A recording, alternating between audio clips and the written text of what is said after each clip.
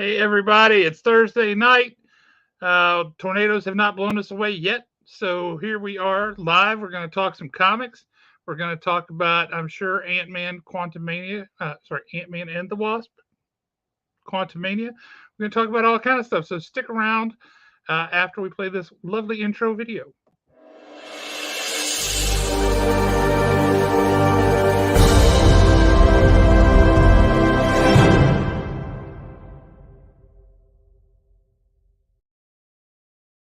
Man, I love that video. I'm so appreciative to Nick Ellis of Two Brothers Comics for putting that together for us.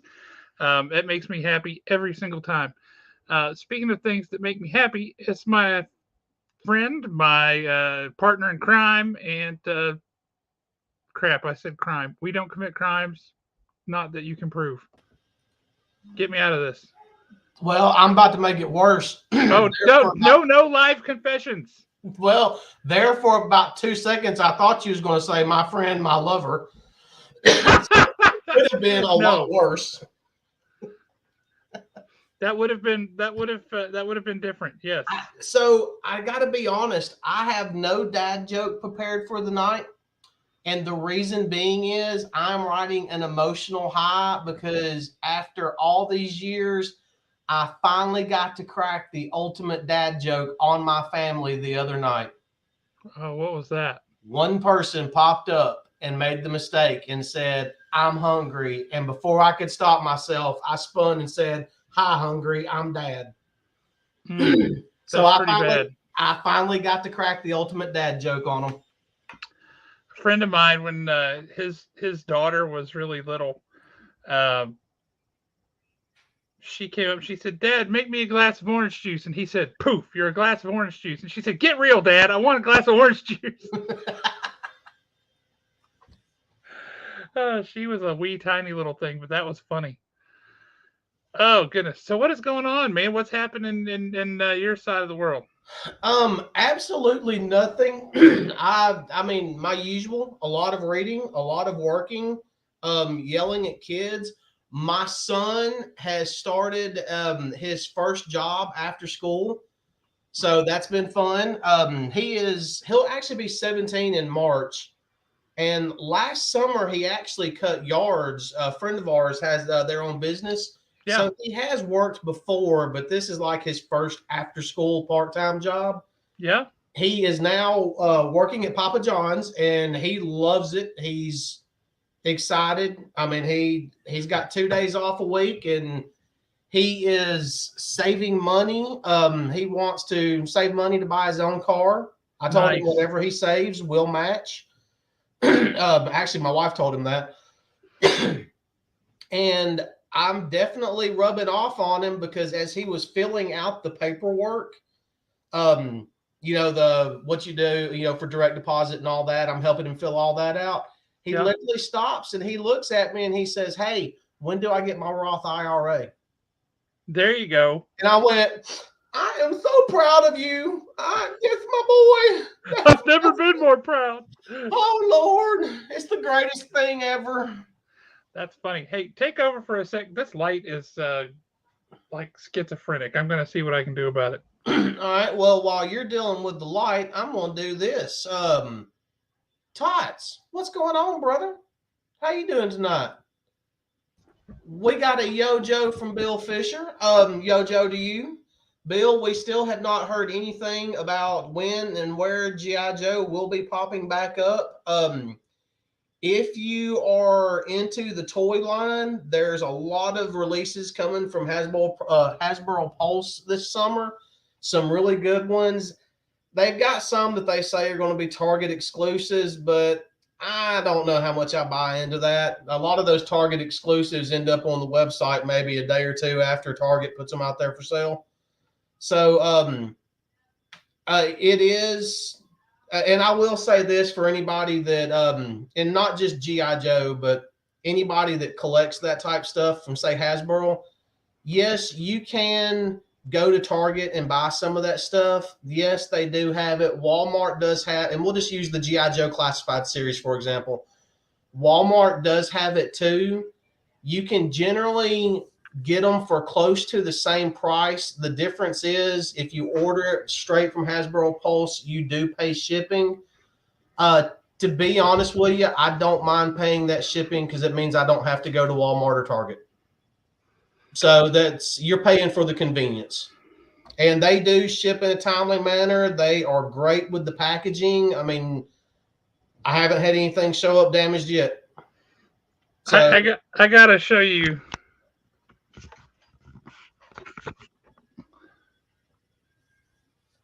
oh yeah.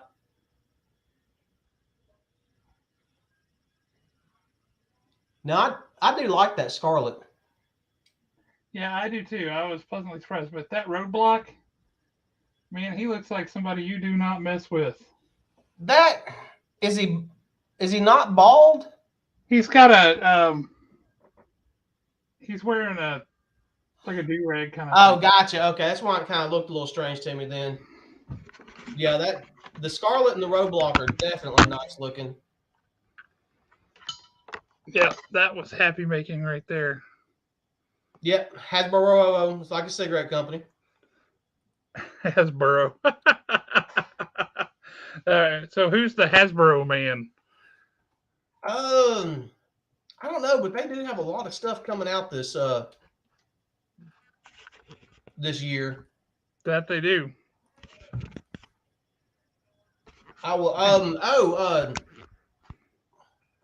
What up, Mr. Comics and Death Metal Ron Williams himself? It is Ryan Williams himself. That's awesome. Hey Ryan, you still have two Christmas presents on the top shelf at Haven. No, he does not. He picked him up. Okay, cool. Hey, I hope the kids like them. I told his son who came with him to the shop. I said, "Hey, do you suppose like one of those will be for you and one will be for your sister?" And he's like, "Gee, I don't know." That was great. He is so funny. Love that kid. Uh, now Ryan's awesome. I don't know if you saw Ryan's Instagram page today, but he's putting up some beautiful books on Instagram. I have not looked at his Instagram today. I've actually been slacking on posting books on Instagram also. So I Why need to have you get been back into slacking? that. I don't know. Sometimes I'll go through phases. I'll post like pictures of books and just a quick, hey, this is really good. I like this. Or, hey, this is fun. There he is. That's my boy right there. We was just talking about your new job and how much you're enjoying it. This is true. Um, Hey, Caitlin. well, hello, Kat. How are you doing this evening? I know them too. Hey, look, we're bringing in a younger crowd. That it's a miracle. Did It you bribe is. them or what? Oh, so speaking of a younger crowd, last Friday night, this girl that the bug goes to school with, she spent the night with us. Well, the bug had dance class, and so Cam, she was like, "Well, okay, what are you doing while she's in dance class?" I'm like, "Well, it's Friday night, so I'm going to the comic book store. You'll get a kick out of this." So Cam rides with me. We drop Lily off at dance. Cam rides with me over to Haven, and she literally walks in, flops down on the couch, and automatically starts watching what Tom had on the TV. Which Tom, was? Battle Angel. That sounds Um, right. so we're literally sitting there. Actually, she's sitting there watching TV. Tom and I are talking about comic books and stuff, and it hit me. It was like, this is what comic book stores were in the 90s. Kids hanging out and people just talking comic books. Yes. It would have been great if you'd have been there because it was like a very nostalgic feel Oh man, there I for would a have few loved minutes. that. I have Um, to. I have to say, two comments got posted, and this is the order they were posted in. They are right next to each other, and it just made me laugh. Um, we get this, followed by this.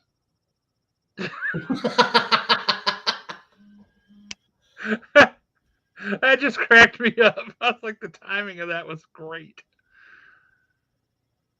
Oh, Lord have mercy. No, I live for that, man. I love a comic book store conversation, right? Where you're hanging out. You're talking comics. You get into those weird little offshoots of when did this happen? Who said that? Is that canon? Is that real? Who would win in a fight between Captain America and Batman? Whatever. Um, whose art is better on what books? Man, I love that stuff. That stuff is just like milk and honey to me. That's mother's milk. I love it. Speaking of art, did you see that Evil Queen that Tom Price posted today for his femme fatale? Yes, I did. Well, just so you'll know, that Evil Queen was spoken for back in the beginning of February. She will be picked up and brought home to the Bug and I this weekend. That's fair. Yeah, That's fair. I got the Baroness. that thing is gorgeous. That silver sable he did was spectacular. It really was. He's been killing it with these femme fatales this February. He has. Even though he hasn't done Miss Piggy yet. Yeah, I don't think he's gonna. He still hasn't seen the light on that one. You know how it is. So, um, speaking of comics and nostalgia, Look at him. Hang on. My boy out there politicking for us. He's got his girlfriend to subscribe. Okay. Heck yeah. All right. Outstanding job by you, Jacob. Kat, now you need to start pushing your friends to subscribe. It's all about peer pressure. Some peer pressure is just fine. That's true. That's positive peer pressure. It does exist. Because we're the coolest. Everybody knows that. But I gotta say, fun parent. One of my favorite things that's come out from comics, I really enjoyed. I think that putting them on Amazing Spider-Man is stupid. I think there are much better books to do it on. Like, I don't know, say Avengers and Fantastic Four, Hulk. But that said, this is awesome and I love it. So I got a copy of it, and the second I got it home, the bug ran off with it, and I have not seen it since. This is so good. Yep. And the Hulk is the next one. It's Hulk #1 with Goofy as Hulk. And then the fourth one is Infinity Gauntlet. Infinity Gauntlet's the one that's got Spider Goof on the cover, isn't it? It's like one of the little corners. Was it Goofy dressed up as Spider-Man? Maybe. I don't remember that. It's the cover where he's all and it's Peg Leg Pete as Thanos. Okay, got to look that one up now. Yeah, I've got it. I know I posted that on Instagram when okay, stop that. So while he's looking that up, guys, do us a favor, because Alan and I talk all the time about the comics that we're reading and the comics that we're excited about. Y'all tell us what you're reading and what you're enjoying and what you're reading that you're not enjoying and what you used to read but you gave up on because you hate it now. All of that is fair game. Tell us what's going on. Tell us what y'all are reading. What's happening, Matt Posey? Have you seen, Matt? I think you came in Saturday, and I think you would have had this in your box because I know you're an Alien guy. Where did I put it? Oh, well. The cover for the new Alien #1, that's bizarre and scary while also being infinitely more attractive than it should be. I'll show you what I mean. I've got to dig it out here. Yes, I found it. Okay, you did? Yeah, I'm trying to find a bigger picture of it, though. Come on.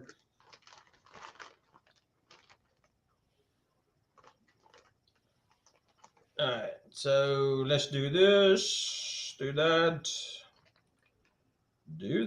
and there we go. So, I see. Yeah, okay. I actually need a Spider Goof comic now because of that. He'll probably be next Into the Spider-Verse movie. Yeah, he really needs to show up for it. That and I'm seriously considering that Iron Man cover. The Iron Mickey. I'm seriously considering sending that one off to get graded. I think that just looks great. It's simple. There's nothing really flashy about it. It really captures the essence of Iron Man and Mickey at the same time. That's fair. It's a good book. It's a good cover. All right, so Nick started. He says reading Fantastic Four and Impossible Man is the best Marvel character ever, and I gave up on Disney-fied Marvel. Akira Yoshida killed Marvel. Okay, Impossible Man is not the best character ever. Impossible Man is not even on the list of good characters. Impossible Man sucks. Everybody knows that the best character to come out of that era is Stiltman. Stiltman, you're just saying that because of recent events with Stiltman. You know I what? think you're biased. When I saw that, I went, "Oh, it's Stiltman." So yeah, Stiltman. Yes, I Here am. I am to save the day. Matt Posey says that he actually just finished DC versus Vampires and actually enjoyed it more than he thought he would.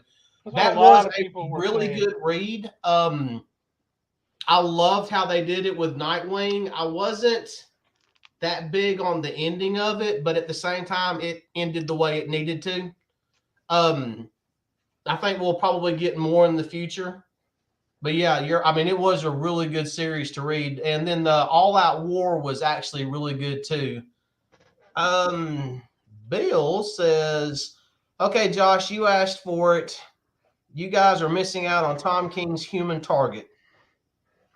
And he's right. I have not read it. I started it, and then it just wasn't moving at a pace that I was enjoying. So I think I want to wait and read that in trade. I think it'll be a better read when I can read the whole thing at once. And yes, Kaylisa, we're talking comics, and we're soliciting input from our valued subscribers and viewers.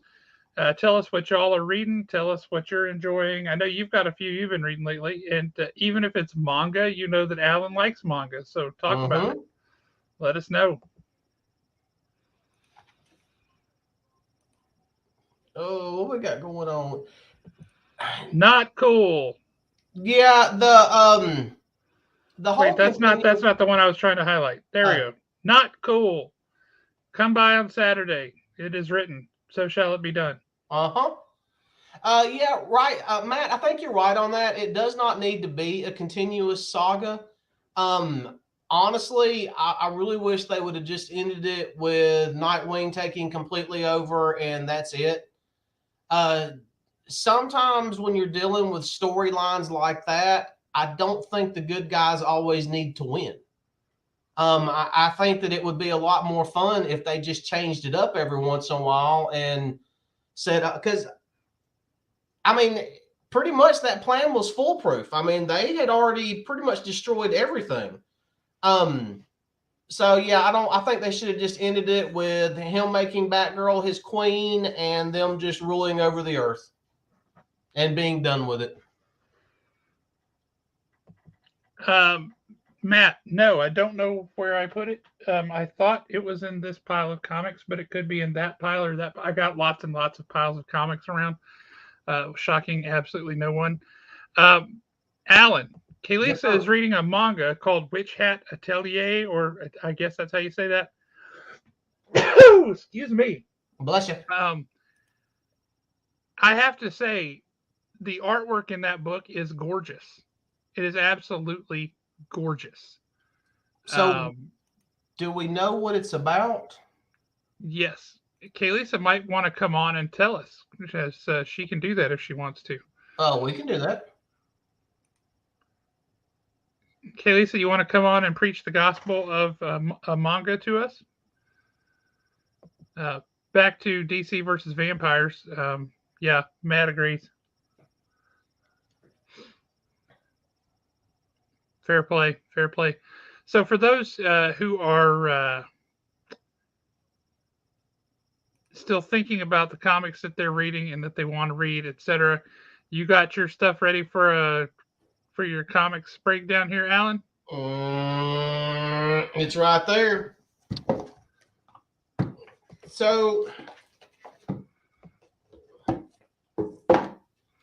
We will not be discussing that just yet. Not just yet. You know what? Let's just go ahead and start out with the one that was right on top. Mr. Zdarsky, please come on our show. Please, Please Chip come on our Zdarsky, show. we're begging you. I know that you don't do interviews, but after what all you're doing with Daredevil, and you know what? Let me just go on and jump straight to it.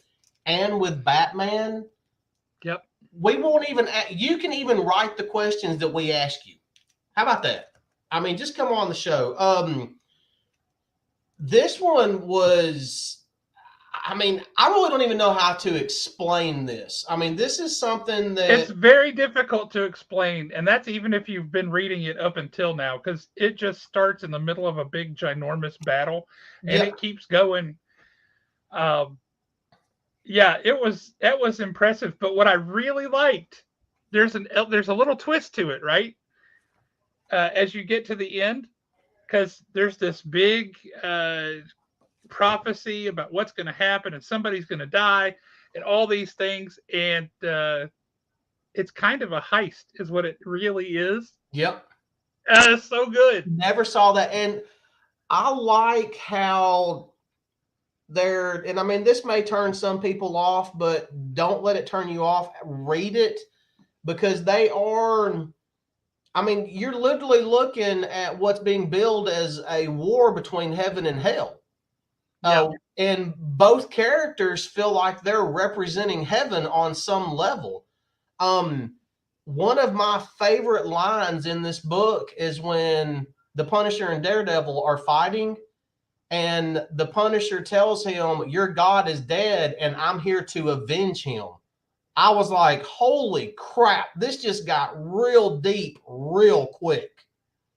Um, One of the things that I was actually worried about when it come to Zdarsky writing Daredevil and Batman at the same time, I was I was kind of worried if the characters would start to feel the same, if they would just kind of start meshing and there would be actual parallels between the two stories. And no, these are nuh completely and totally different books. He is with this actually with both books. I'm at the point now where, and people that read a lot are going to understand what I'm saying, especially people that read like regular novels and not just comic books. mm-hmm. Chip Zdarsky has taken comic books out of the realm of just being a writer. He is now legit telling you stories. He Yes, he has become a true storyteller with this right here alone. I mean, what he's doing with Daredevil, if you're not reading it, and it's only on issue 8. If you can actually pick up the Devil's Reign trade paperback, which is really, really good. yeah, which is really good. You'll get all the information that you need as far as where Matt Murdock is at in his life, what's going on, and then you can start with Daredevil. I mean, you could catch up really, really, really quick. Um, yes, Punisher had the line of it, but to circle back to something that I made a comment on, and then Josh said due to recent events, Stiltman is in this comic book. Stiltman, for those of y'all that do not know, was actually one of Daredevil's original foes One of his all the way earliest back to villains. the Yes. 60s. In fact, I want to say Stiltman was what he was sometime within the first 6 or 7 comics. I believe that's correct. Yep.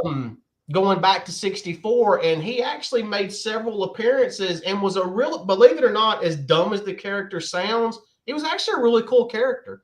That's one of the things I've really enjoyed that good writers are able to do, and Zdarsky is doing a very good job with it, is he's taking characters that are kind of inherently, they're old school and we have a nostalgia for them, but they're kind of inherently dumb, Mm-hmm. right?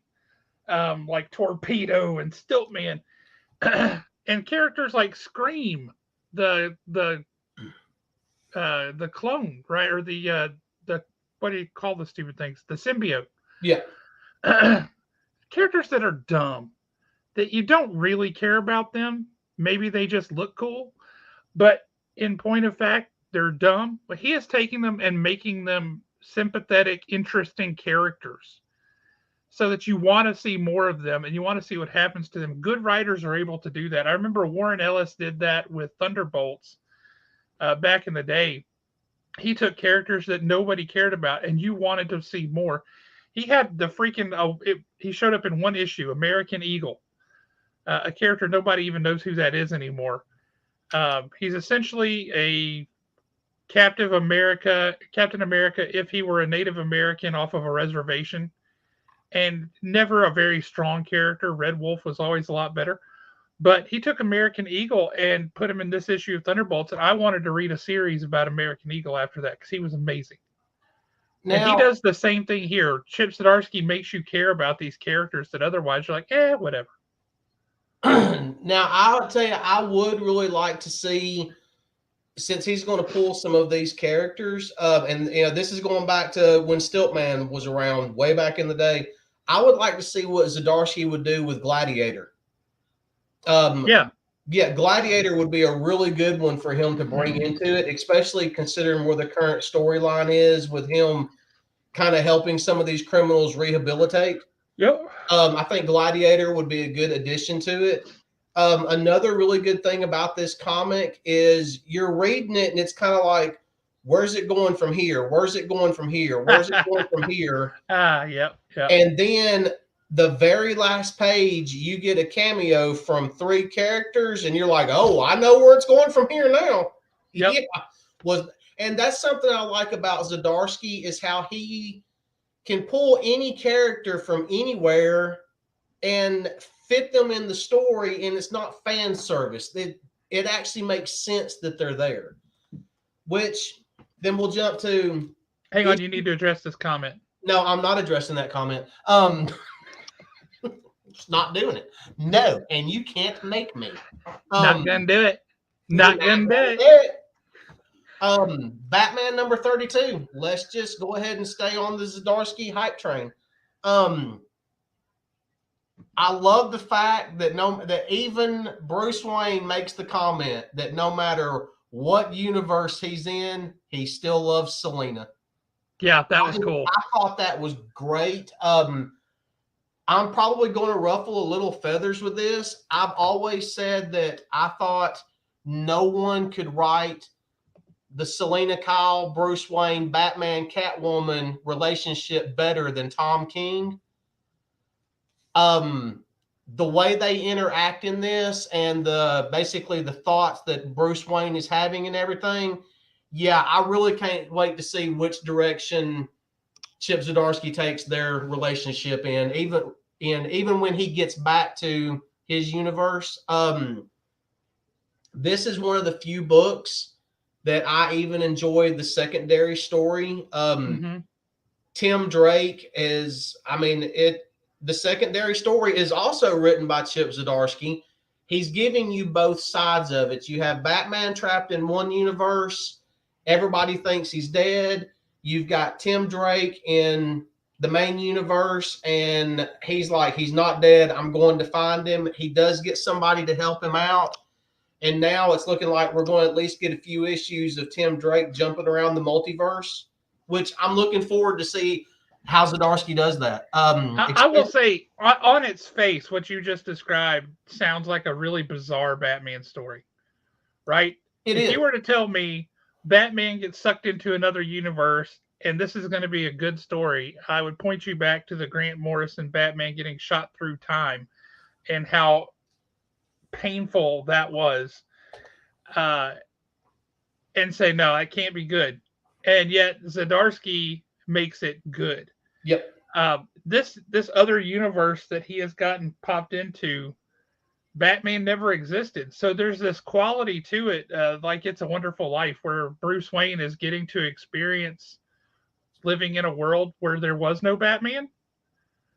And so what you see is just a Gotham that is so very different. And in that world, I think this was just to shut up all of the people who were constantly saying, oh, Bruce Wayne could do so much more good if he just used his money to help Gotham, right? In that world, that's exactly what Bruce Wayne did. He gave all of his money to help Gotham. And Gotham just took all that money and ran with it. And Bruce Wayne uh, nothing, and he died. Yeah. It was pitiful and it was ugly, and all that money Yeah. didn't do anything. Um, but Zdarsky's getting to meet all these alternate versions or all these alternate characters. So that world's Selena Kyle, that world's Penguin, that world's Clayface, whoever. All of these people, and sometimes they're villains, sometimes they're not. Alfred is still alive in this That's universe, what I was about to say. And and when so they there's see some each other, interesting tension there that he's playing with. yep. Um, it's really really good. And the scene where, or the few panels where he's leaving there toward the end, he's making his way back so he can, as he puts it, he'll repeat, and he cannot turn his back on that citizen that's basically getting beat up by the cop. Yep. And he makes the comment about the wrong people fear. And then he's literally, it's almost like he needed to go here to remember why he became Batman, to rediscover becoming Batman all over again. And I mean, it's just so well written. It just doesn't get. It's once again, if you're not reading Chip Zdarsky's Batman or Chip Zdarsky's Daredevil, you're actually cheating yourself. All right, Um, Matt, this is a good question. Chip Zdarsky took over Batman with issue number 125, and this first story arc hailed back to the story in the Justice League where this is 20 some odd years ago, where Batman had come up with contingency plans for each member of the Justice League. And if what if they went rogue? What if they went bad? And he had to stop them. And if you remember that how that story ended, they were all offended and they had their feelings hurt that he had done this. And Superman pointed out, well, who's going to do that for you? Who's going to build a failsafe against you? And Zdarsky picked up that thread from 20 some odd years ago and said, well, Batman built a failsafe to stop himself too, right? If he ever crossed the line, this failsafe would kick in and it would come after him. Well, ev- the line appeared to have been crossed, and so the failsafe kicked in and came after him and kicked Batman's butt because that's exactly what it was designed to do. Fantastic story. And he got through that, and that was really well done, wrapped up nicely. And then he started the next story arc with issue number 131, and the one that just came out that we were talking about was 132. yeah, So there's 7 issues to catch up on, and I believe that the 125, the first Zdarsky story, is getting a deluxe hardcover edition collection of that trade. So that's a great place to start is with that collected hardcover yeah, when it and comes out. it, Hey, Mike, what's happening, sir? he has done such a good job with this. I mean, it's cannot say enough good things about what he's done with Batman.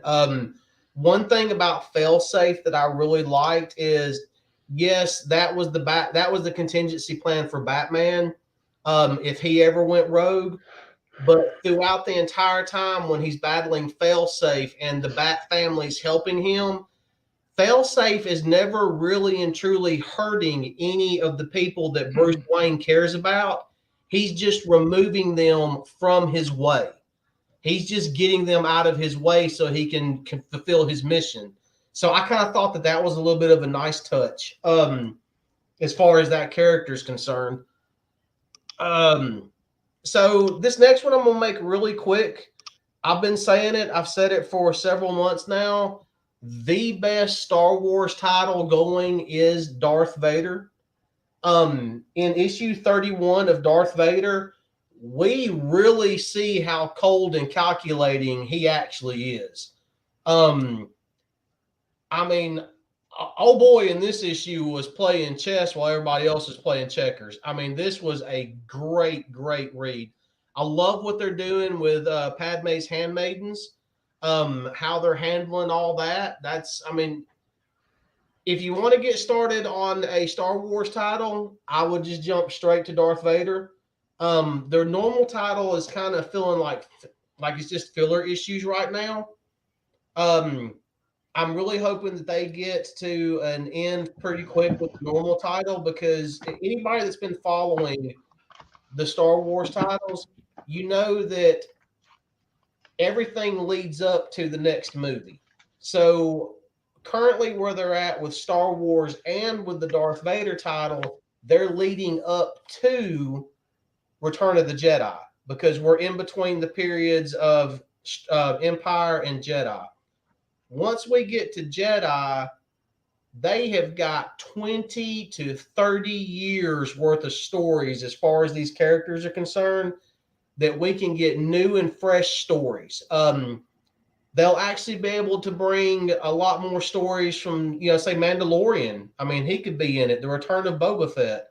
I'm really hoping that we see some of the stories like Heir to the Empire playing out. But I guess we'll just have to wait and see on that. The next one, y'all know I enjoy them. I love them. And this one did come out a couple of weeks ago. But AWA Black Tape #1. I'm going to say his name wrong. I know I am. But Dan Panosian. Panosian. Dude, that's how you write a freaking horror comic right there. I mean, it was suspense. You built the world. You told us who everybody was. Literally within the first panel, we knew who we hated. We knew who we loved. We knew which direction it was going. And then on the last page, it was like, oh, hell no, you don't end it like that and not give me the next issue immediately. Dude, Yeah, I thought the buildup, the first part of that was a little on the slow side. And I was like, okay, because we're just sitting here like at a funeral or at I guess mourners are coming over to somebody's house because somebody's died, and it's all this stuff. And the person who died was really famous. And you're like, okay, okay. And it's little background conversations between different people, so you're hearing what different people are saying and thinking, and who's in control of what, and who wants to do what, and who's using this to their benefit, and who's actually genuinely sad. And then the last 2 pages is like, oh man, because the main character discovers something, and it all you get is, I have discovered something. You see like kind of what it is or where it is, and all that does is open Pandora's box full of questions, and you're like, oh my gosh, I gotta see the next issue. Yep. Basically what Josh just said. The whole thing is, in a nutshell, he was a heavy metal singer, and he all of a sudden dropped dead. He had just gotten married. He was trying to leave his label. There is one song, but the label doesn't know that. Yeah, but the label does not know that. He has recorded a new album that he wants to release on a different label. Yep. And he actually wants to do it all on his own. And supposedly there was going to be one song that no one is ever supposed to have heard, and it was a song for the devil himself. One thing that I really enjoyed about Black Tape is in the first couple of pages, when you see him on stage and you see him singing and everything, and then kind of you see the way the characters are. For those of us that are, born in the 70s and grew up in the 80s, we literally saw characters like that. I mean, we literally saw people like that. You had the sleazy record executives. You had the people that were going to be heavy metal rock gods no matter what. So, I mean, that was actually really cool. I felt like he captured that really well with the story. Can't wait to see where this one goes, especially after the last couple of pages. Hang on a sec, because there's another book that came out at the same time that I had similarly high hopes for, and didn't work out too great for me. This cover is awesome, right? That cover's beautiful. It makes you want to say, I want to know more. What's happening? The interior art, not anywhere close to this good. The story it's a weird murder mystery kind of thing. Somebody is catching people putting angel wings on their back and then dropping them from a height so it looks like angels are falling from the sky and dying. Um, it did nothing for me. I really had high hopes for it. The premise sounded interesting in the solicit, but if I'm honest, it might work for somebody else. It just wasn't for me. Hey, So I've always said, don't let it be said that we only talk about the ones we really like. We talked about the ones we tried and didn't like too.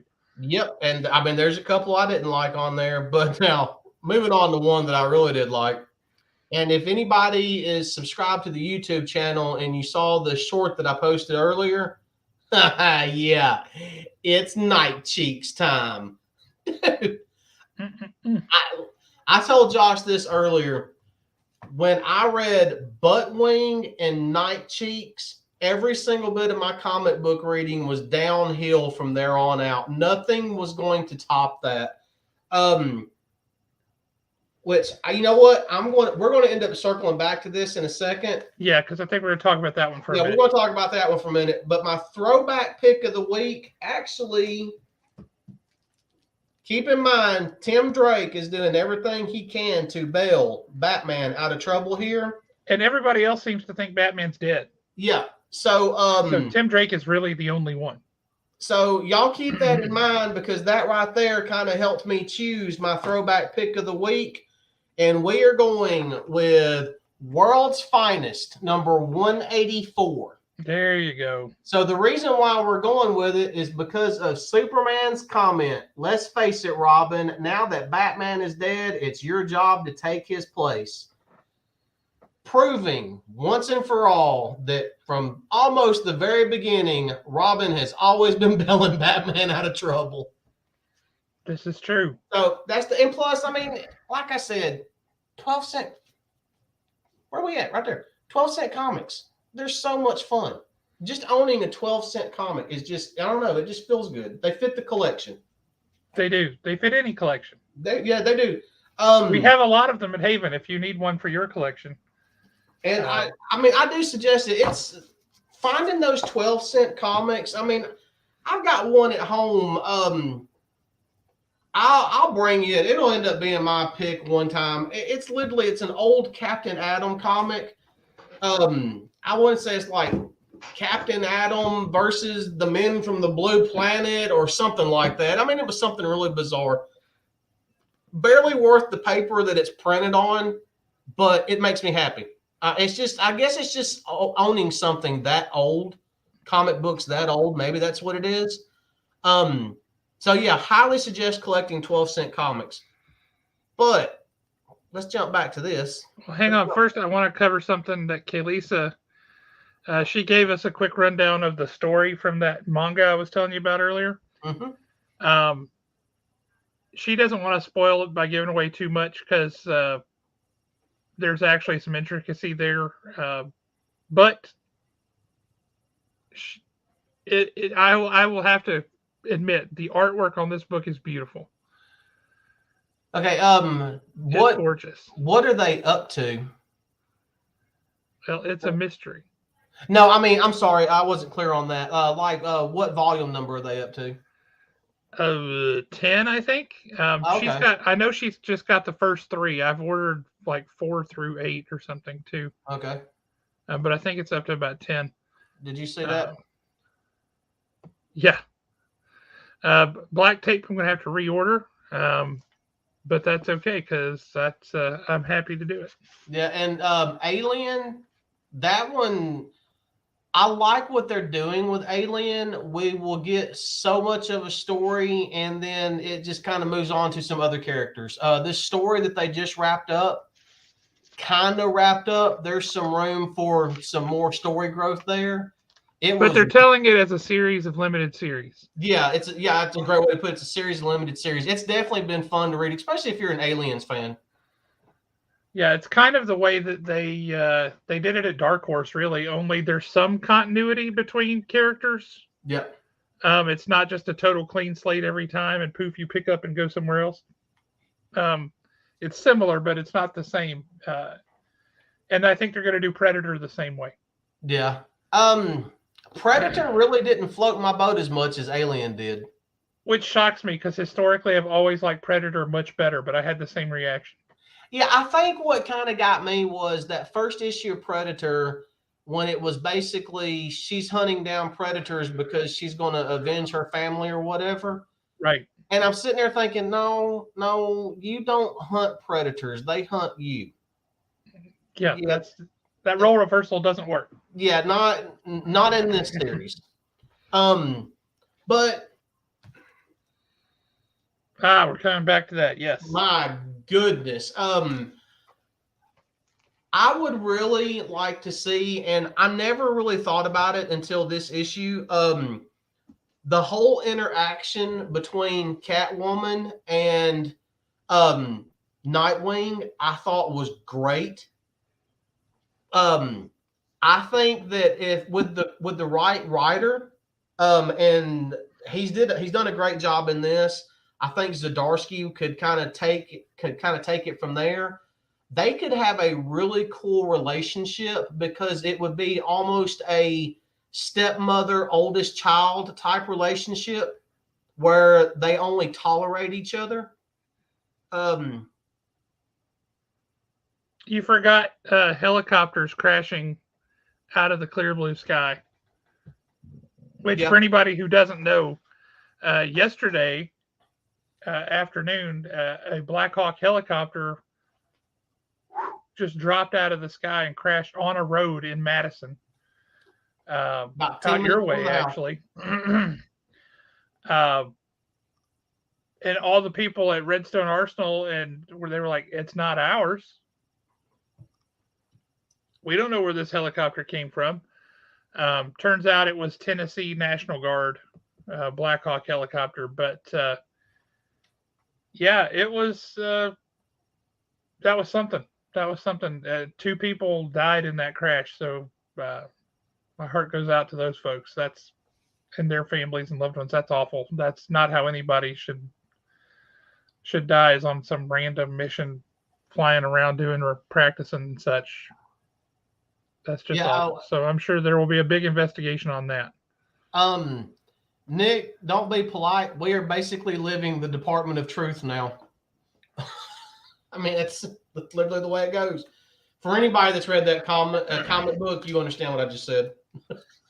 I would like before we jump into Batman and the Joker Deadly Duo, I want to jump back real quick to something about Daredevil. Right, Daredevil #8. The entirety of that issue is a massive battle, and I mean a massive battle on full scale. It's one ninja army against an army of misfits, old people, and some criminals that uh, Daredevil sprung to try and help to actually rehabilitate them. Um, that is what I wish Donnie Cates would take note of, right? You can write a completely Looney Tunes fight like that. That fight has no business having any sense of gravitas whatsoever because it's ridiculous. Mm-hmm. Um, and yet, in the context of that story, it really worked. The sense of place was perfect. The characterizations were perfect. There were things going on. It was hard to follow sometimes because the scope of it was so big. Um, but that's how you end a story arc. Even with a crazy big battle, kind of a scene like that, that's how you end it. Mm-hmm. And then he ends it, and then he gives us a little taste of what's coming next. And that was just brilliant. That was good writing. Donnie Cates should sit down and learn from that. Yeah, it's I like the whole aspect of yeah, we lost the battle, but we accomplished the mission. Yeah. And if you've read it, you know exactly what I'm talking about. And then you flip the page from that, and you're like, "Whoa, wait a minute, what you three doing here?" Yeah. Excuse me. This is not the letters page. Oh, wait a minute, no. How's it going? This isn't the letters page. Where'd y'all come from? I don't think I Um, like this. This is terrible. This is not going to go well. yeah, Matt, it's definitely not butter ring, but but I am going to remember that for ever because I did Yeah. just look at it and she does call him butt wing. For those of y'all that this is the page we're actually talking about, where Catwoman and Nightwing or Night Cheeks as she calls him, like I said, that owned me. I literally started laughing out loud when I read that. Um, this entire issue was, I mean, I don't even know how to describe it. It was so friggin' good, I can't describe it. I am really shocked at how much I have enjoyed. Is this going to be 6 or 12 issues? 7. It's going to be 7? Okay, I 7. need it to be like 12 issues. I need more of this. I don't know if we can pull it off in 7. It's been that good. The art. I think Mark Silvestri, 2 things. One, he's the writer and the artist. And I am shockingly happy at how well he has written this story. The writing is good. Yep. This story is very tight. And you say I need 12 issues of this. I get it because I would like for it to be longer too. But if he can truly wrap this up in 7 issues and give me a satisfying conclusion to this, then that I'm perfect with that. No, he's not stretching it out and trying to milk it for everything it's worth. He's just telling the story he had to tell, and that's how many issues he needed to do it. And I gotta say, it is so fantastically good, this book. And before we jump into this any further, I gotta answer Nick's question here. You're about to start a fight. There are some really, really, really good books out right now, and I think it would all really kind of depend on your mood and what you're into. I got to tell you, you may not believe it, but the new Fantastic Four series is freaking excellent. Yep. It is absolutely excellent. I somehow think maybe the new Scarlet Witch series is one you might like. I really like Scarlet Witch. If you're wanting to jump and go DC, I would definitely pick up Batman. I mean, Batman and Nightwing. Yeah, Batman and Nightwing. Especially with what happened in Nightwing 100, you could actually pick up. You will shed a tear. You will shed a tear. You could pick up Nightwing 100 and not have to read anything before that. I think that Nightwing 100 would be a good jumping off point. Or if you're just wanting something quick and easy that you know is going to be done in a few issues, this has been a blast. And for anybody who missed the first few issues of that, DC is publishing, I forget the name they have for it. DC is publishing the first 3 issues collected into one book, just as a catch up for people while the series is going on. So if you want to get your hands on a mini trade that is the first 3 issues of this book, that's about to come out here very shortly. Is Batman back to being Batman in Batman? Yep. I think so. Chip Zdarsky writes a heck of a good Batman. He really does. And I think with what happened in this last issue, Batman is really going to rediscover and reutilize the fear aspect of why he became Batman and instilling fear. Yes. It's so well written. We do got to throw a spoiler out here. In this particular issue of Deadly Duo, the nutshell is they're stuck on a train. They got to lighten the load. If not, thousands of people are going to die. They've done everything they could to lighten the load, and the Joker has had one response. Literally, this is his suggestion. From the get-go, we're just going to take all the big people and throw them off. Josh and I would not have survived this train. I would have been the first one off. Let me tell you it. And I got to show it. Hang on, I'm going to embiggen you here. Okay, embiggen me. The woman screams. Oh, focus. The woman screams, "Oh my God. Joker is standing in the doorway." Let me try to get that around. Come on. Go there. There you go. There we go. And she says, he threw them off. He threw them off the train, to which Joker responds. You went the wrong way there. I went the wrong way. Just the big ones. It's great. It's fantastic. It was like the greatest Joker. But then he turns around the next page. No need to thank me, bats. Just doing my part. Like they say, there's no I in team. He has written this, and I can't show you the rest of the page because Batman done flew at him cussing. But he has written this team of Batman and Joker. It fits. I mean, it fits surprisingly well. At first blush, I thought the idea was stupid. Yeah, I did too. I was sitting there thinking, okay, this is not going to work, but it works, and the story has been great. For those of you that are not reading it, there's times in it where Batman does have the Joker at the Batcave, and he's basically sitting there restrained in a chair, and he's got hood over his face. He's got on this like black hood over his face that's got zippers for eyes and a zipper for mouth, and he's got earmuffs on. And the Joker is just sitting there.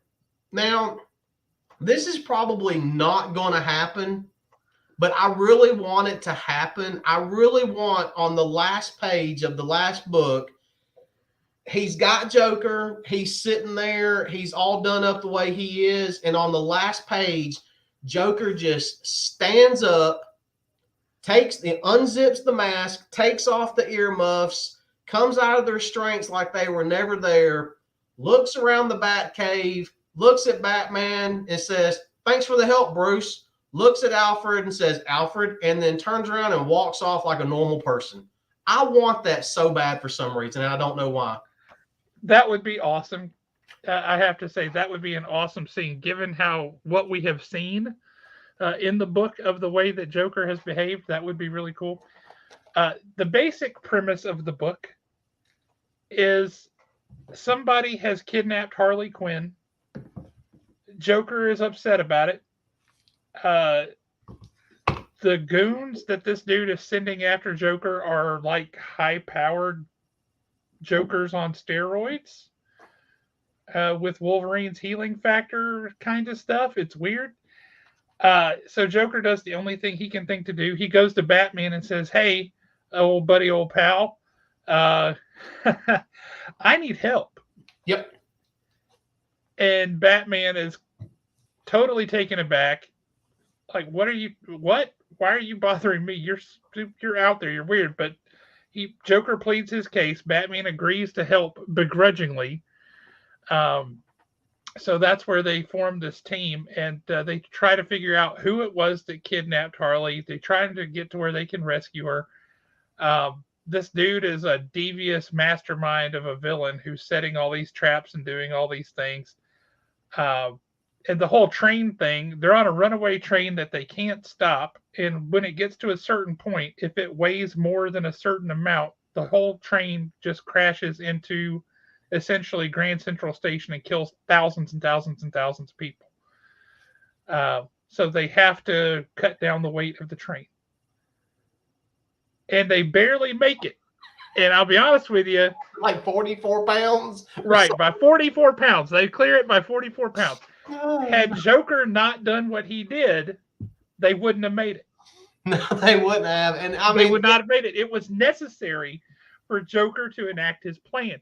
And so that's where you get one of those things like, that can't be right. Joker's never supposed to be right. Oh, he was right. And so even Batman has to kind of, again, begrudgingly admit that. And that was so much fun. I think one of my favorite scenes out of the series so far is it might have been in the first or second issue when they were fighting those little Joker things or whatever. The crazy wackadoo monster. Yeah, those Jokers. crazy things. And Batman basically throws Joker off the building and dives after him. And the Joker's like, "Oh, we're just going to fall to our death? This is a bold strategy." Yeah, that's a bold strategy, Cotton. I mean, it's been stuff like that it has made this fun to read. I mean, yes, I understand why they released it under the Dark Label banner, because it is a little dark. There are a couple of scenes that you're just kind of like, hey, whoa. The whole thing where Batman is having to decide who actually dies, that whole trap that was set up. Yeah, Yeah, I don't think that they could pull that off in the main continuity on any level. This is what I think the Black Label should be. It should be a little bit. agreed. It should be a little bit darker. It's I know this is going to sound weird, but this actual miniseries is a lot more smartly written. Yes, This villain is not like a villain that we've seen in a long time. We're dealing with a villain who's an actual genius and not just back crack crazy. Um, and he's a reason. There's a reason for he's doing what he's doing. and you Um, understand his reason, and that's what makes yeah, it so bad. yeah, I mean, it's and I love it. It doesn't matter if it's a book or a movie or whatever. I love it when I can sympathize with the villain because to me that means the writers have truly done their job and created a good character. Even though they're a villain, that they've created a well, maybe he's right on some level. If you can put yourself in their shoes and understand why they're doing it, the writers have done their job. And you understand why this guy's doing it. And I'm looking down now because you're shaking your head and grinning. Lord have mercy.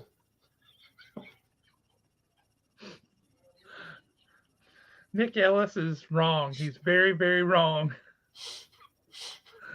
Nick, Nick. Uh, Nick, you as saw soon as we get done tonight, you need to take a shower and pray. Um, you saw my comment back. yeah, I saw that. Oh, Lord have mercy. I'm assuming he just used the AI thing to make that, or is that something that's already out there? As much as Tom Price would be mad at me, I was really looking for an AI filter or something, AI art thing, because I just wanted to type in night cheeks just to see what it would kick back. You ought to put in Miss Piggy as a femme fatale. Yeah, I could do that. Nick, you need to stop. You need to stop, Nick. No more text messages. You're grounded. Oh, yes. Sorry that we derailed this whole conversation over that, guys, but that was funny on our side. Well, Um, it's kind of payback because I do that to Tom Price every Sunday night on his show. I just do something to derail it. Oh, let's see what we got. that's about 2 months out, I think. The trade for this Daredevil run. But yeah, it'll be coming out real soon here, Bill.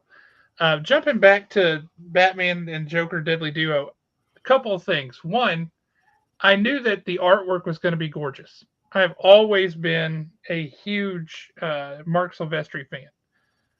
His artwork has always been spectacular. So I knew the art was going to be gorgeous. What I did not know or expect was that the writing was going to be so good. The story is good, the plot is good, the characterizations are good, the dialogue is good, the pacing is good. It's all good.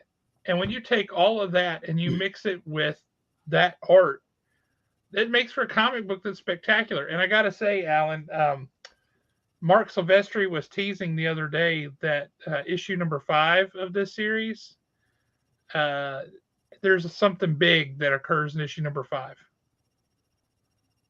So you're already subscribed to it. You're going to get it. But people who are not, if you haven't subscribed to it and you've just been picking it up off the wall, you want to make sure that you get number 5 because apparently something very big happens there. But I'm excited about it. Did he give any hint as to what the something big could be? Really? Nope. It whatever it is, it's not I, gonna. We know Batman and Joker are gonna walk through it unscathed. We know that Harley's gonna be okay because if he kills Harley, it goes to a revenge story at that point, which that would be actually pretty interesting to see. If she dies, does the Joker finally is there no containing him at that point? Because so far in the series, Batman has done a really good job at keeping the Joker under control. mm-hmm. And the Joker's done a good job at keeping himself under control, which you would not expect. Other Right. than throwing the big ones off the train, which still that was very Joker esque, and I love it. I think that was great. Um, it would be nice to see the Joker just completely and totally lose it if Harley gets murdered in this. Could you, going back to that throwing the big ones off the train? Can you just hear that in Mark Hamill's Joker voice? Only the big ones. You know what? I would have, yeah, that I would have been done. I mean, I would have been having to pick myself up off the floor after that. Oh Lord, that was so funny. Um, So funny. Back to Bill was talking about the Daredevil trade. Yeah. For anybody that's going to pick up Daredevil number 8, or anybody that's going through these, or if you're going to get the trade in a couple of months and go through it, one thing from at the end of 7, it's pretty much we're going to war, and then you go to 8 and you're smack dab in the middle of the war. And it's almost like there should have been some type of little companion piece in between 7 and 8 to kind of get you to exactly where we are in the middle of this big massive battle. But it works. Just keep reading the comic. I mean, it works the way it should work. And it's really, really good. So when you get to that point, if you get a little confused, don't feel bad, because there for just a second, you're just kind of like, wait a minute. It's like Josh said earlier, there's so much going on. It's kind of hard to keep up with. Yeah, I was like jumping back to the end of issue number 7 to make sure I didn't miss something. Like, did I miss what happened here? No, I didn't. Okay, but okay, we're in the middle of this war now. I guess there's no preamble. We're just in the middle of it. We're in the thick of it.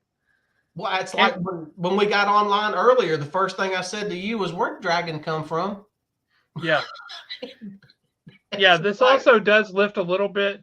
You don't have to be reading it at all, but it does lift a little bit of things from the current Punisher book, where Punisher died and was resurrected by the Hand and is now the leader of the Hand. So he's got a whole bunch of undead ninja zombies running around doing his bidding. And he has come to wipe all these things, all these stains off the face of the earth.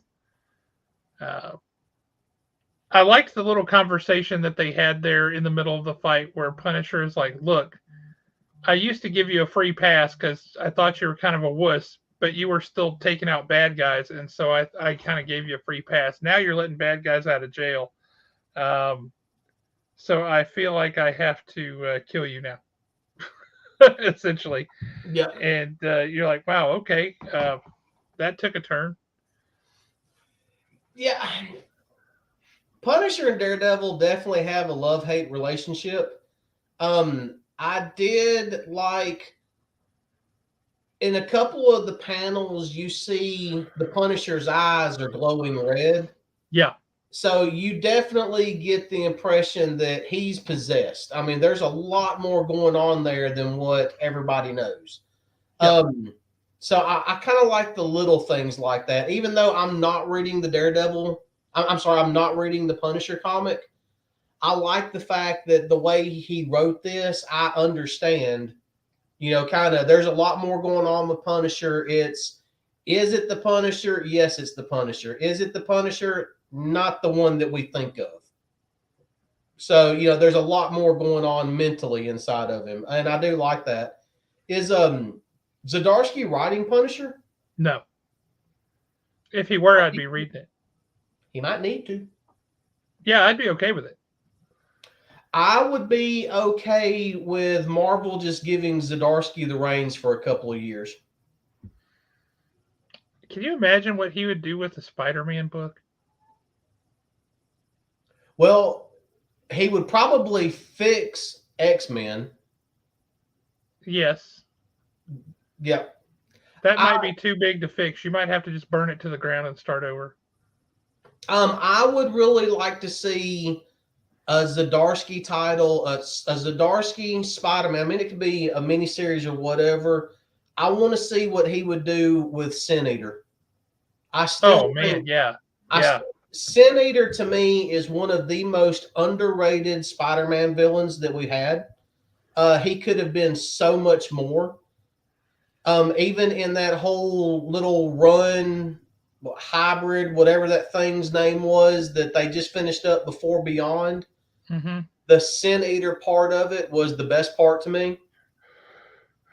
I mean, it's yeah. I would love to see what he would do with Sin Eater. Now, as I'm thinking about this, and I'm going back to that comment you said that first issue of Batman Joker Deadly Duo, where they just leap off the building, and Joker is cracking wise. I'd never thought this before in a million years, but I think I'd like to see a Mark Silvestri Spider-Man series, Spider-Man limited series. Can you imagine? Get him over there drawing Silver Sable and Mary Jane and whomever else. That would be amazing. But here's the thing about it: would the editors at Marvel get out of his way long enough to let him do it justice? Brandy.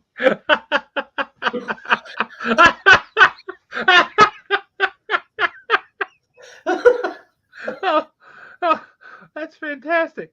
Uh, Okay. what books are you reading these days, Brandy? I know you're reading something, and if you're not reading something, I know you're playing RPGs. So what have you got going on? Let us know what's happening out there in Texas. So, Brandy, quick little side note on that. I live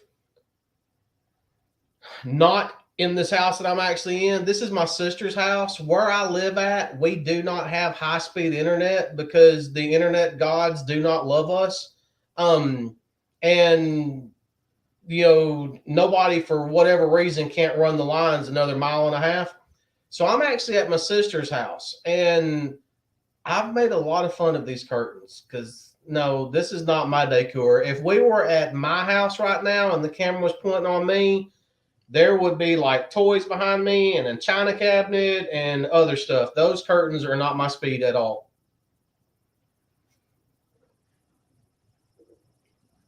I will let her know. That's fantastic. I hear that this is really good. I've heard Hogwarts Legacy is really good, and that you can actually go down like a dark path and become a dark wizard and stuff too. Uh, so that's funny. Yeah, there is a No, he's telling you the truth. He really is. truth. I'm sorry to say. Telling you the truth. He Yeah, wouldn't lie to you. Look at that face. what platform is that supposed to be on?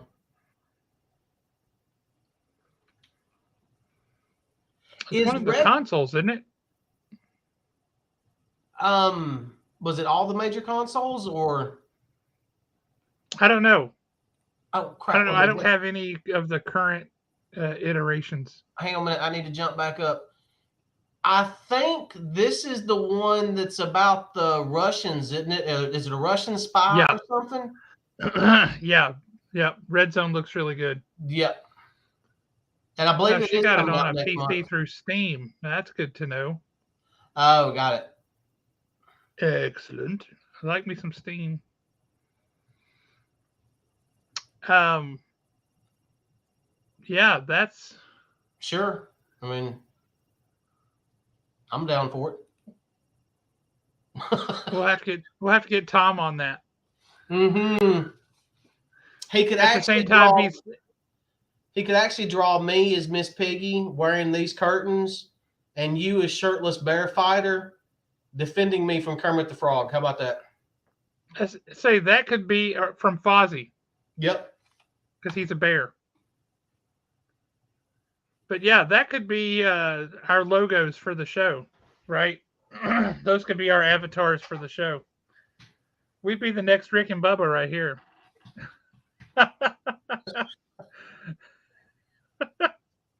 That ain't right. Yeah, we need a let's see.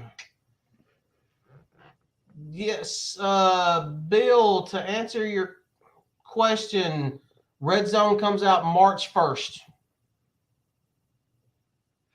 I tell y'all a book that came out this week that I will be picking up tomorrow, but I haven't been able to pick up yet. And I know that you're going to be picking it up too. Alan, is The Last Barbarians by Brian Haberlin. Yep. Brandy, if you want to pick up a comic um, that will appeal to you, you're as an RPG fan, it just came out this week. It's called The Last Barbarians by Brian Haberlin. He wrote it and he did the art, which is gorgeous. It's essentially a 17-year-old girl, her older brother, who was conked on the head and now has brain damage. Uh, you have to be a member of a guild in order to do anything in this world. They are not members of the guild, but she's kind of a jack of all trades and can do anything. So if you're not a member of the guild, you're considered to be a barbarian. Um, and so it's just their story of what they're trying to do. That's one of the bad guys, Oh, as he said, right? That one and the B cover are both bad guys, and then the C cover is the main character, the 17-year-old girl. yeah. Brandy, we actually had him on the show a couple of weeks ago, and he Yes.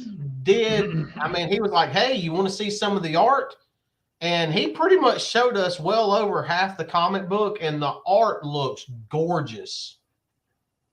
I Yeah, mean, he that's was the just other bad guy there. yeah, he was just scrolling on his screen and just showing us a bunch of the art. Yeah, if you want to go back and catch that episode, he was on for what, an hour and a half, and we talked largely about this book. Yep. Um, and yeah, it's really good. I'm very excited about this.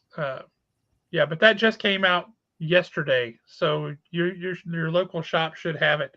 I saw your comment up here about influencing people to buy from our store. Uh, everybody should do that. Everybody should do that. Uh, follow Brandy's example. Send people to Haven.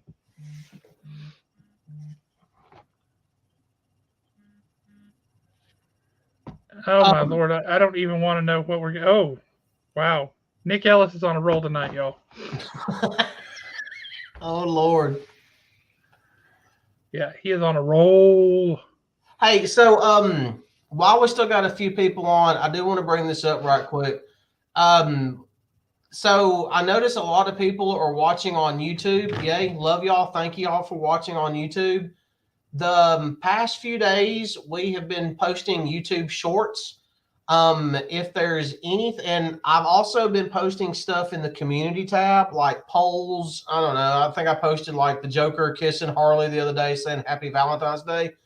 Y'all check that stuff out and let us know what y'all would like to see. Yes. And I mean, we will definitely. The shorts generally run about 60 seconds. That's about the max that you can put on there, which I mean, that's fine with that. I can find something stupid to do for 60 seconds if that's what y'all want to see. Um, so yeah, y'all check that stuff out and let us know. So far on the latest poll, people would rather see Batman versus Snake Eyes if the multiverse actually broke, which hey, I'm all for that fight.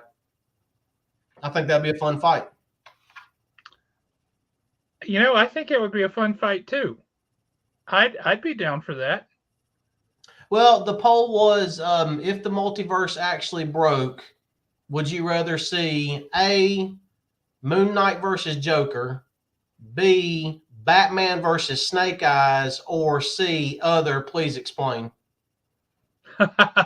Please explain. Yeah, please explain. And get that.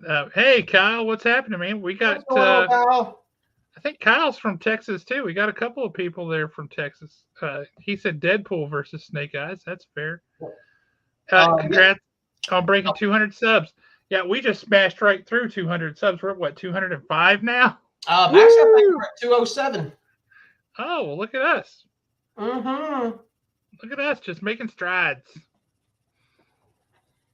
I will say, and this never ceases to amaze me. I mean, we're a little tiny show. We don't have a lot of subscribers, but we have for people who are legit comic book fans. And we have legit comic book creators coming on this show. They're hanging out and talking. Thank you, Nick. They're hanging out and talking with us and talking comics. And every last one of them has left saying that was really cool. I think they were pleasantly surprised by the topics and the things that we cover and the way that we approach comics. But y'all, we've had Brian Haberlin on, Tony Harris, Bart Sears, Barb Kahlberg, Scott Johnson. We've had all kinds of great creators on here, and that's freaking tastic. We have another one coming up here in a couple of weeks on March 2nd. Comic book artist Kelly Yates is going to come on. He was the artist on the Doctor Who comic for a really long time. We'll catch up and see what else he's got going on. I'm working on a lot of different folks, and I got to tell you, one that I have been after, and I'm crossing my fingers real hard, is that we can get Mark Silvestri to come on here and talk about Batman Joker Deadly Duo. If we can do that, we might as well just Katie bar the door because we're done. We get Mark Silvestri on here. Hey, where else do we go? There's like certain people that I would love to get on the show. There's certain people that if we get on the show, I might cry, and he's one of them. Yeah. I might just have to sit here and turn my camera off and do it without just do audio. No, we'll just embiggen you so we can see the tears run down your cheeks. Oh, and they will not be manly tears. It will be a flat out ugly cry. It'll be like that little girl the first time she saw Elvis on stage. He probably gets that a lot. There's certain people, yes, sir, and there's just certain people that, okay, like a few weeks ago when we had Haberlin on, a couple weeks ago, to me, those guys, they literally revolutionized comic books. In the 90s, to me, they were the comic book industry. I mean, that was, Gaijin Studios, all that stuff. Oh, I will.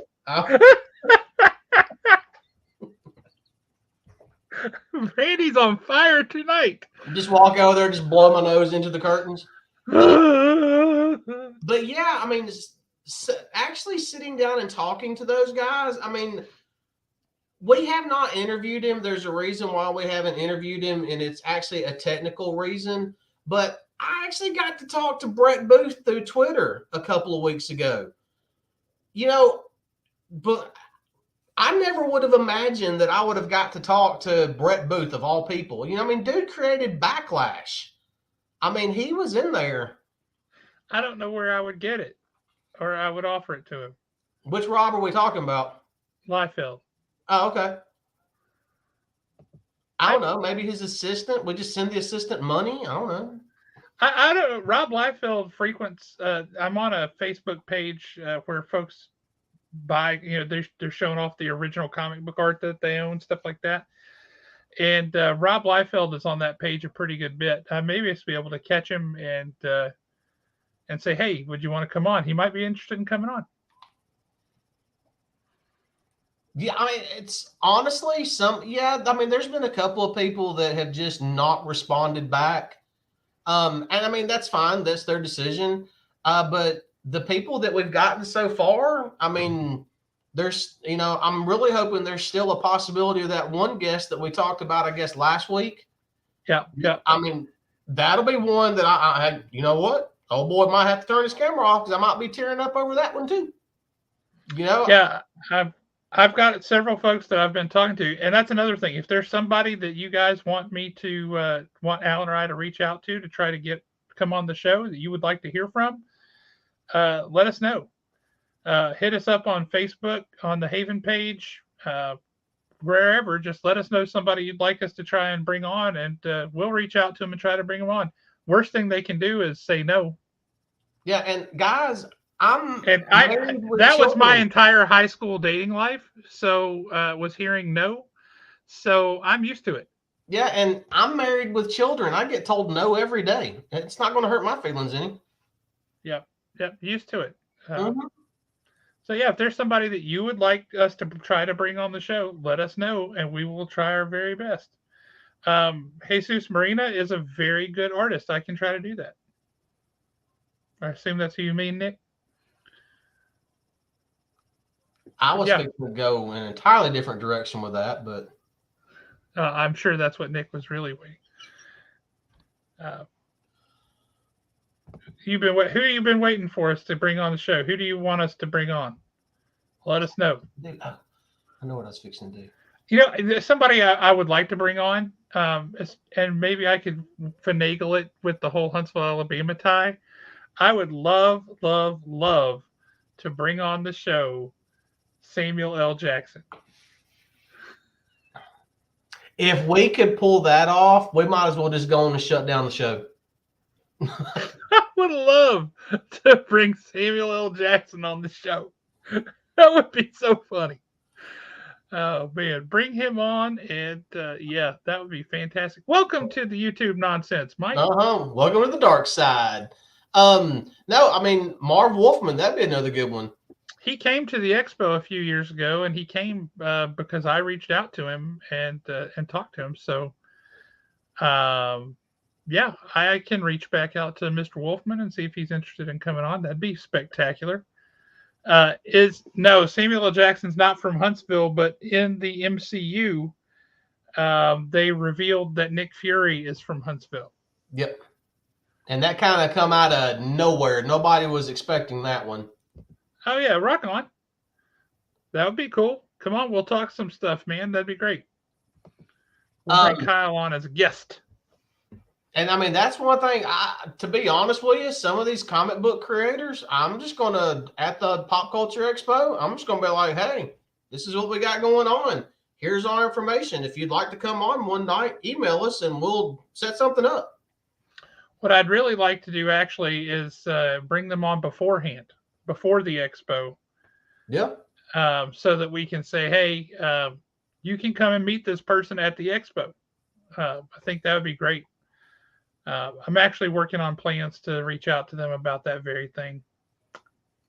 Oh, I didn't tell you. I have been picking and with the kids like usual, and that Pop Culture Expo, the poster with all the guests on it. Yeah, I have been telling the Bug and her friend Cam that what we're going to do is we're going to walk around for a few hours, and then you're going to sneak them into the green room. And then every time somebody comes into the green room, they've got to sign their picture. And that they're going to get the entire poster autographed, and then we're going to hang it on the wall at Haven. And I love that idea so much. And they're like, well, why us? And I said, because Josh and I don't want to get banned for life, and we don't care if you get banned for life. That's great. You know what they need to do? They could just walk up to them at their tables and be all, hi, I'm a cute little kid. Please, sir. Yep. And I bet they could get signatures from every last one of those people. Oh, I bet they could too. Grant Morrison, that's an interesting idea. He is an interesting character. He's a wizard, and I believe that he believes that he magicked up one of his most recent girlfriends. Like he created her. I did not know that. He and I'm dead serious. He is an interesting person. I really want to get Larry Hama on here because I got some beef. I got some things I want to know. He's a character though. If you ever get the chance to meet him in person, maybe I just met him on a bad day, but he was gruff. But yeah, so yeah, keep the ideas coming. Let us know comic book creators you'd like us to reach out to, or comic adjacent people that you'd like us to reach out to. I'm happy to reach out to pretty much anybody I can get a hold of. I ain't shy.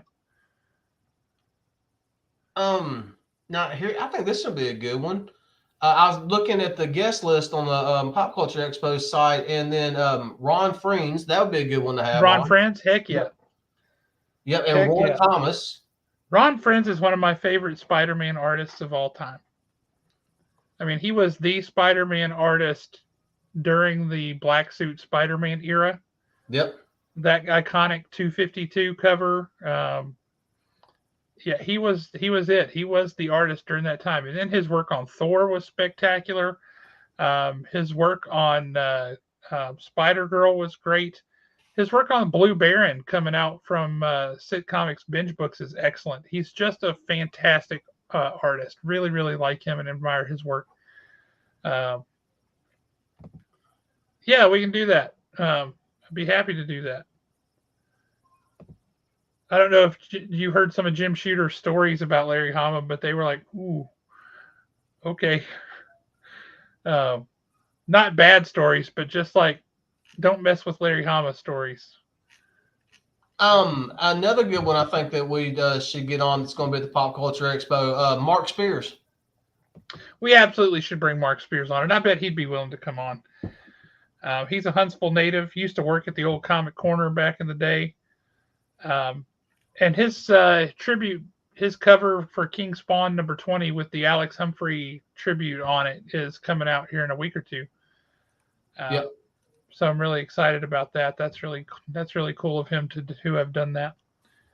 But Tom DeFalco, Roy Thomas, man, if I can get those guys on the show, that'd be spectacular. Yeah, that would be a lot of fun. I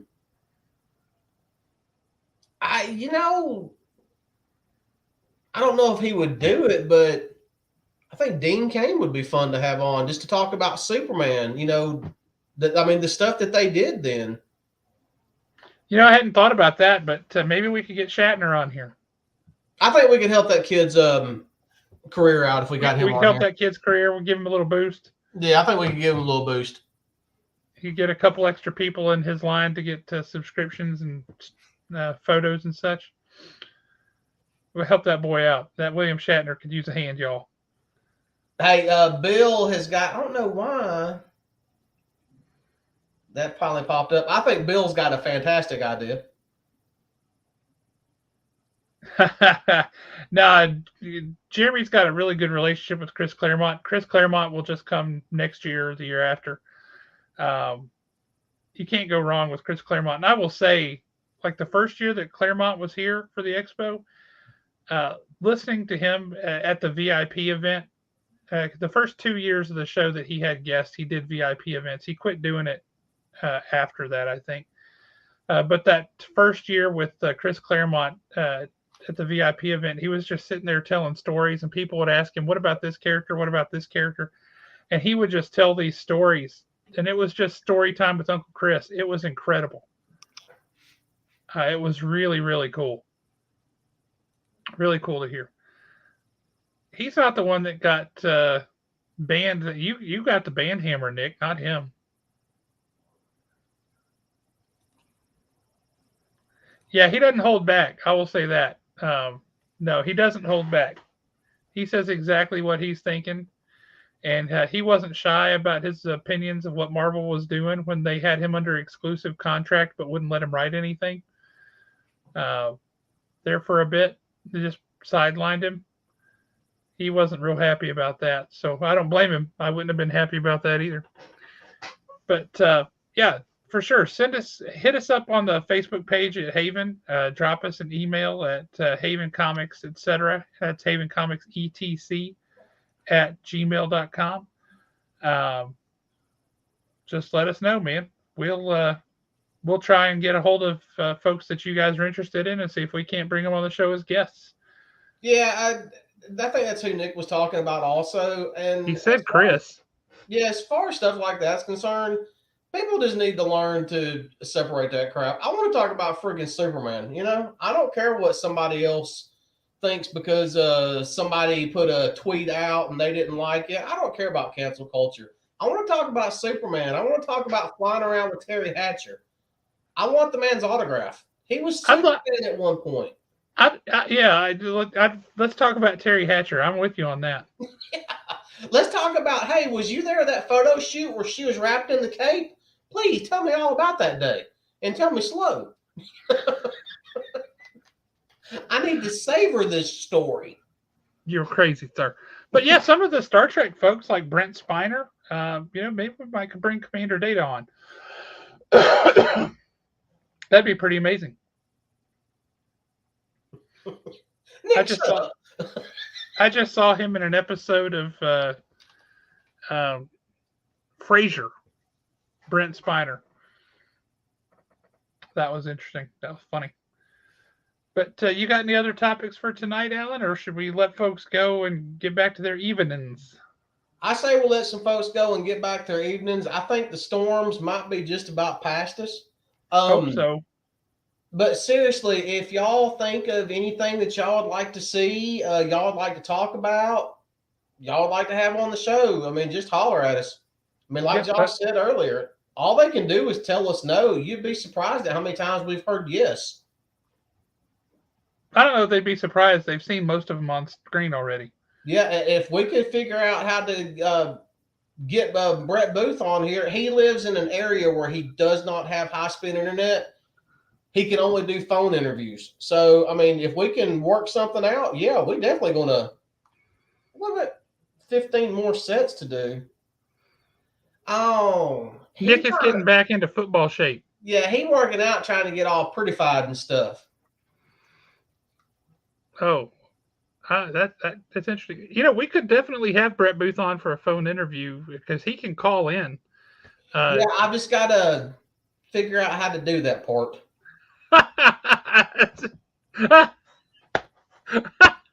Yeah, really. Hey, Brett, why don't you come on over to my sister's house? Yeah, come on over to my sister's house. I tell y'all what, if y'all get us to 500 subscribers by Labor Day, or whichever one, what's the one coming up here soon? You mean Memorial Day? Yeah, Memorial Day. If y'all get us to 500 subscribers by Memorial Day, I'll tweet Brett Booth and invite him over for Terry's Pizza. We'll see what happens. Dude, we could just record a video sitting there at Terry's Pizza eating a Sticky Fingers pizza. Yeah, that'd be good. Mm-hmm. That'd be good. I don't even know where Brett Booth lives. This dude could live like down the street from me, and I wouldn't have a clue. We prefer people who are not currently being sued for all manner of horrible things, if possible. Yep. All right, y'all. Well, y'all have a great night. This has been fun. We're looking forward to next week. I've been a little bit late with the show announcements the past couple of weeks because I'm waiting to hear back from some folks who might come on the show. So just want to let you guys know if you see the notifications coming a little bit late, that's the reason why. So it may be a very good thing. So just be good stuff there. So thank you guys for joining in. If you like us on Facebook, subscribe, all that stuff. That's great. Do it on YouTube too if you can, and help us get those numbers up because believe it or not, that does help. And watch these shorts that Alan has been shooting too because they're funny. And make sure you hit the like button on everything. Just like it. Just click, like everywhere. Yeah, love it. So appreciate it, y'all. Y'all have a great night. Stay out of trouble as best you can, and we will shut her down.